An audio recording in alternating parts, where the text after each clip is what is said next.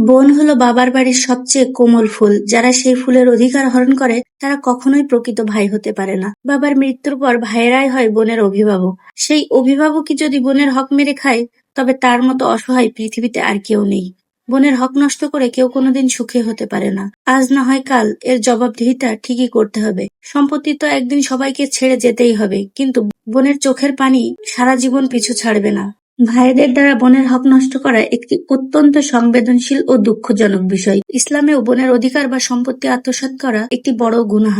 যে ভাই দুনিয়ার লোভে পড়ে বোনের হক নষ্ট করে, সে আসলে নিজের আখিরাতকেই ধ্বংস করে। মনে রাখবেন, আল্লাহর আদালতে এর চরম হিসাব দিতে হবে। পিতার সম্পত্তিতে বোনের অধিকার আল্লাহর পবিত্র কোরআনে নির্ধারিত আছে। ভাইরা, বোনের হক আত্মসাৎ করে দুনিয়ায় সুখ পাওয়া যায়, কিন্তু আল্লাহর রহমত পাওয়া যায় না। আল্লাহ সবাইকে বোঝার তৌফিক দান করুন।